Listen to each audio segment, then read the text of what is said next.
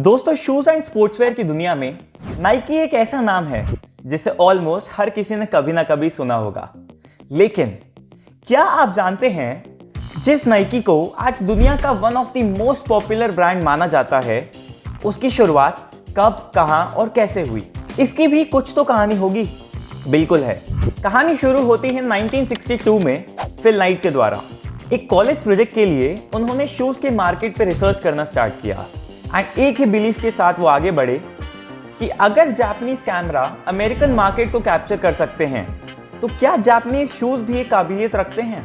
अब यहाँ कॉलेज के साथ प्रोजेक्ट तो एंड हो गया, लेकिन इस आइडिया ने उन्हें इतना एक्साइट कर दिया कि उन्होंने इसे प्रोफेशनली आगे बढ़ाने का सोचा।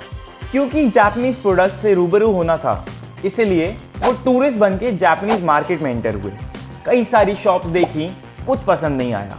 फिर उनकी नज़र पड़ी ओनित्सुका के स्टोर पे, जिसके शूज की क्वालिटी और डिजाइन्स काफी यूनिक थे। उन्हें शूज इतने पसंद आए कि उन्होंने 5 मिनट में ब्लू रिबन नाम की एक फेक कंपनी बनाई और उसके डिस्ट्रीब्यूटर बन के ओनित्सुका के मालिक से बात की एंड अपने कॉन्फिडेंस से ओनित्सुका के एक्सक्लूसिव अमेरिकन डिस्ट्रीब्यूटर भी बन गए। स्टार्टिंग में उन्होंने कार के बोनट को एज अ शॉप यूज किया, लेकिन ये आइडिया काम नहीं करने के कारण वो पहुंचे उनके कॉलेज के कोच बिल बोवरमैन के पास।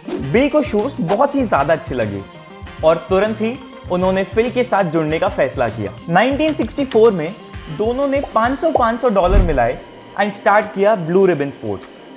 और यहां शुरू होती है ब्लू रिबन स्पोर्ट्स की ग्रोथ की कहानी। जी हाँ, पूरे $1000 के उन्होंने 300 पेयर शूज ऑर्डर किए एंड 2 महीने के अंदर बिल ने अपनी एथलीट्स के साथ पहचान को यूज करके पूरे 300 जोड़ी शूज सोल्ड आउट कर दिए। एथलीट्स को शूज इतने अच्छे लगे कि पहले ही साल में उन्होंने 1300 जोड़ी जूते बेच के $8000 का मुनाफा किया और दूसरे साल दुगने से भी ज्यादा, अप्रॉक्स $20000 का।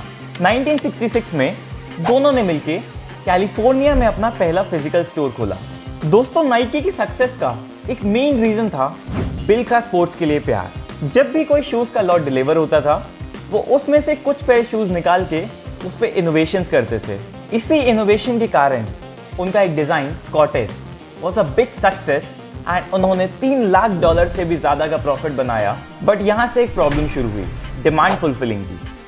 एक्चुअली ओनित्सुका पहले जापान की डिमांड फुलफिल करता था और फिर बचे हुए स्टॉक से अमेरिका की।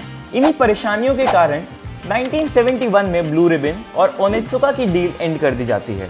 अब ब्लू रिबन स्पोर्ट्स अपने खुद की मैन्युफैक्चरिंग पे काम कर रही थी और वो अपॉर्चुनिस्टिक अप्रोच रखते हुए फर्स्ट मूवर एडवांटेज लेते हैं 1972 में होने वाले म्यूनिक ओलंपिक्स का। नाम भी अब चेंज करके ब्लू रिबन स्पोर्ट्स से नाइकी रख दिया जाता है, जो कि एक एम्प्लॉय ने सजेस्ट किया था।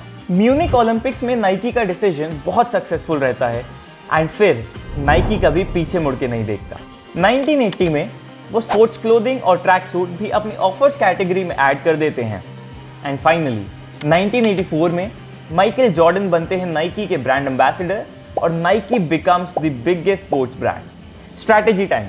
अगर हम नाइकी की स्ट्रैटेजीज की बात करें तो नाइकी ने अपने प्रोडक्ट को हमेशा डिटेल में समझा और काम किया है, हमेशा अपॉर्चुनिटीज ढूंढी हैं एंड कई बार उन्होंने इसके लिए बड़े बड़े रिस्क भी लिए हैं। अपने आप को कंफर्टेबल जॉगिंग शूज के ब्रांड के रूप में इंट्रोड्यूस किया और जॉगिंग कल्चर को प्रमोट किया। फेमस लोग जैसे जॉन एंडरसन, हेनरी रोनो और माइकल जॉर्डन को इन्वॉल्व किया कस्टमर अटेंशन के लिए। मार्केट की नीड को समझा और उसका बेस्ट सॉल्यूशन दिया। तो यहाँ खत्म होती है हमारी नाइकी की स्टोरी। अगर आपको इस वीडियो से कुछ सीख मिली हो तो लाइक, शेयर एंड सब्सक्राइब करना ना भूलिएगा। Thank you.